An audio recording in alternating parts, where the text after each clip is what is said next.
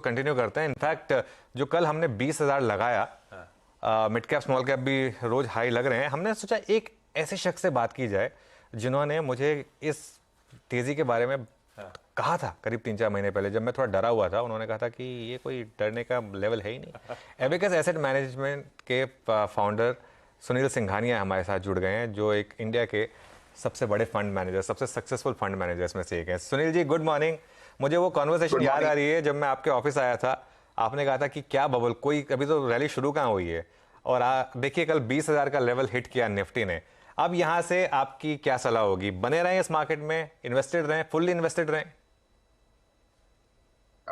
Good morning आपको और CNBC आवाज के सभी दर्शकों को, और बधाई हो 20,000 का एक लक्ष्य पार करने के लिए। बट मार्केट में लक्ष्य हर साल 2-3-4 साल में नए नए बनेंगे, क्योंकि जब तक इकोनॉमी की ग्रोथ होती है बाजार भी बढ़ते रहेगा।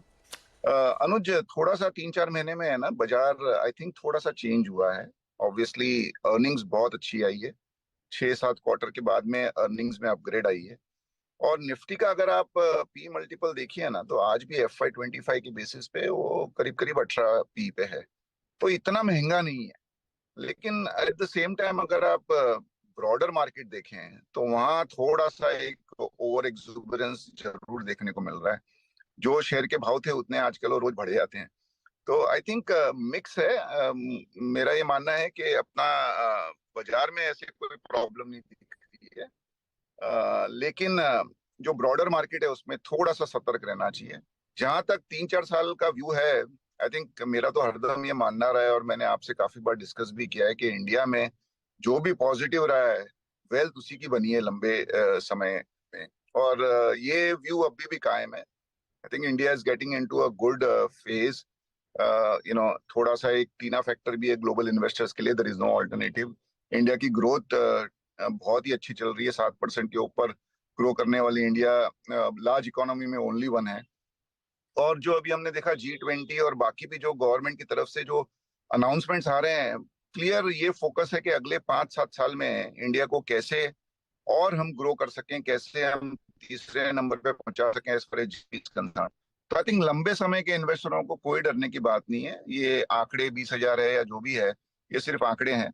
आगे हमें बहुत नए नए आंकड़े पार करने हैं। अच्छा सुनील सर, पहले तो मैं एक चीज़ के लिए आपको और कॉम्प्लीमेंट दूंगा। आप कार में हैं इस समय, और फिर भी आपने ये जूम कॉल हमारी एक्सेप्ट की, तो उसके लिए, और ये फ्रेम बहुत अच्छा लग रहा है वैसे, मैं आपको बता देता हूँ। और तो इसके लिए बहुत बहुत शुक्रिया, आज आपने ये एक्सेप्ट किया इनविटेशन। सुनील सर, एक चीज़ जो आपने कही कि जितने स्टॉक के प्राइस हैं उतने वो रोज भाग जा रहे हैं। एक एग्जांपल में रेलवे स्टॉक्स या डिफेंस स्टॉक्स फॉर एग्जांपल, कहीं इंडिविजुअल पॉकेट्स हैं क्या बबल की? और बबल शायद ज़्यादा वर्ड हो गया, एक्सूबरेंस की, और अगर हैं भी तो क्या वो और आगे कंटिन्यू कर सकती हैं? अगर बड़ा पैसा बन गया इन स्पेसिस में, तो एक रिटेल को हमेशा लगता है कि क्या करूं, बुक कर लूं या अभी कंटिन्यू करूं? इस पर कोई व्यू आपका?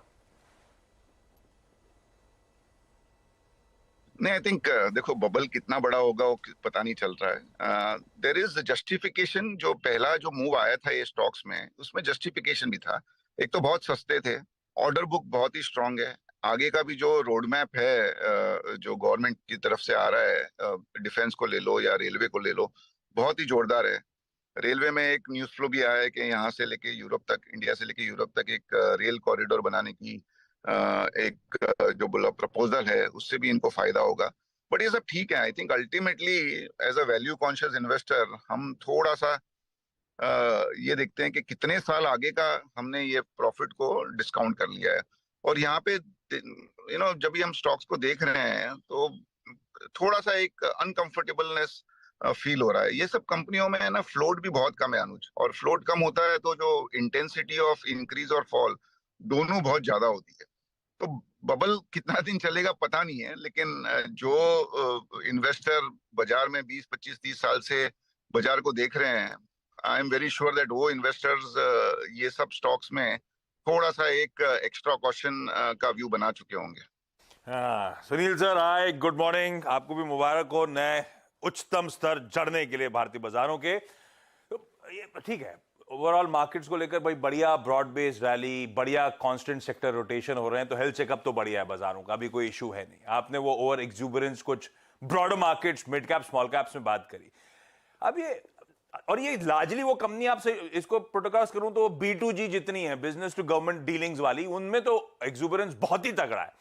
अबैकस में आप लोग, अब हमको चढ़ना तो अलग बात होती है, उतरना भी समझ में नहीं आता कब उतरे इस तरह के मोमेंटम वाले स्टॉक्स में। आप लोग कैसे प्रॉफिट टेकिंग कर रहे हो, और इस ब्रॉडर मार्केट्स की स्पेस में कोई पॉकेट जहां पे वैल्यूएशन कंफर्ट नजर आ रहा है, या बड़ा मुश्किल हो रहा है आप स्टॉक्स आइडेंटिफाई करना, पॉकेट्स आइडेंटिफाई करना?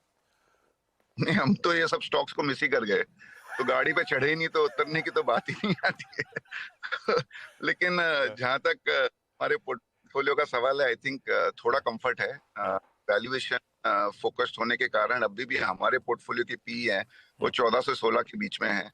तो जहां जहां लग रहा है कि ज्यादा हो रहा है वहां थोड़ा सा प्रॉफिट बुक कर रहे हैं, बट अभी भी हमारा व्यू एक्चुअली इन्वेस्टमेंट करने की तरफ ही है। तो we are everyday buyers rather than sellers.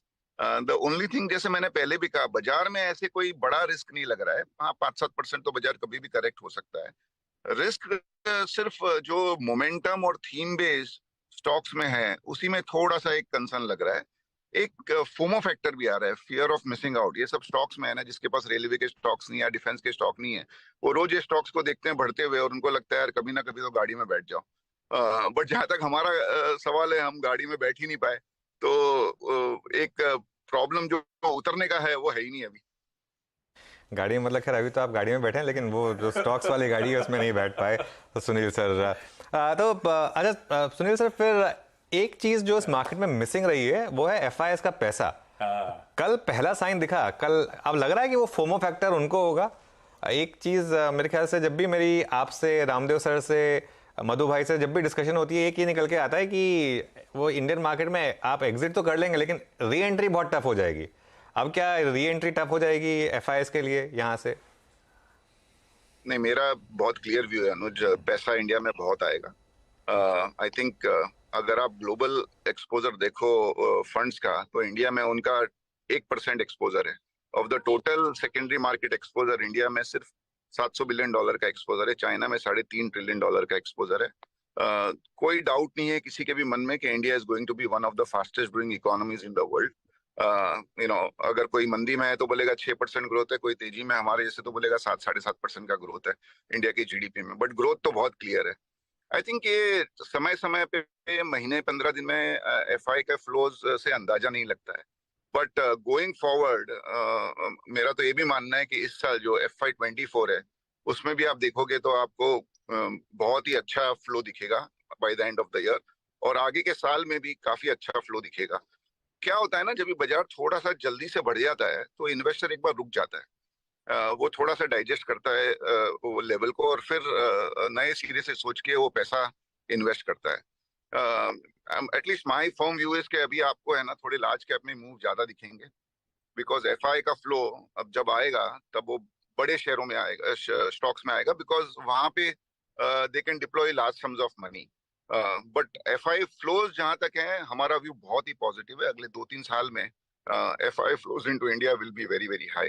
वो डेफिनेटली 24 में एक बड़ी इवेंट है इलेक्शंस, उसके आसपास हो सकता है थोड़ा सा कॉशन का व्यू लॉन्ग टर्म इन्वेस्टर्स लें, but except for that event I think flows in India should be very very good.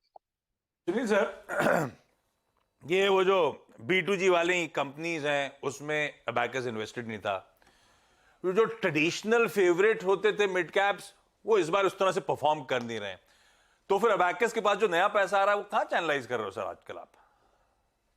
I think God has been kind.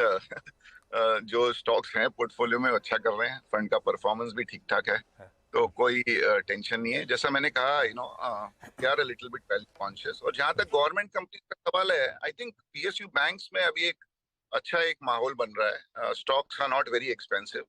मैंने देखा काफी NBFCs भी जो है, जो आपने नया टर्म मुझे सिखाया B2G वाली, रेलवे NBFC फॉर एग्जाम्पल, वो 2-2.5 प्राइस टू बुक वैल्यू पे हो गई है, और अच्छी खासी बड़ी बड़ी $10 बिलियन मार्केट कैप वाली PSU बैंक कंपनियां अभी 4P 5P और लेस देन बुक में ट्रेड हो रही है। तो आई थिंक वहाँ एक अच्छा एक आई वुड से अपॉर्चुनिटी है। बाकी अगर आप ब्रॉडर मार्केट भी देखो ना, तो अभी क्या हो गया है ना, ट्रेडिशनल जो स्टॉक से जो अच्छा कर रहे हैं उसमें लोगों का ध्यान ही नहीं है, क्योंकि सबको मोमेंटम खेलना है। और मोमेंटम में obviously it is fun, near term लगता है कि बहुत पैसा बन रहा है, और रिटेल का भी फोकस वहाँ ही होता है। तो आई थिंक है अपॉर्चुनिटी।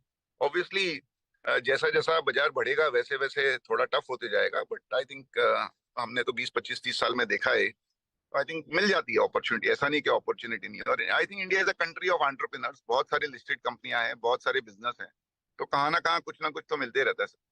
ओके सुनील सर, पर एक बहुत क्विक सवाल, पहले क्या आएगा, 21,000 या विराट कोहली की 50 सेंचुरी? हो सकता है दोनों एक ही दिन हो जाए। अरे वाह चलिए, बहुत बहुत शुक्रिया सुनील सर, और थैंक यू सो मच, आपने टाइम निकाला और हमारी रिक्वेस्ट एक्सेप्ट की इस बिजी डे पर। Thank you so much. धन्यवाद, have a good day. Thank you. दोनों एक साथ हो जाएं। दोनों एक साथ हो जाए, बढ़िया है भाई। ये देखिए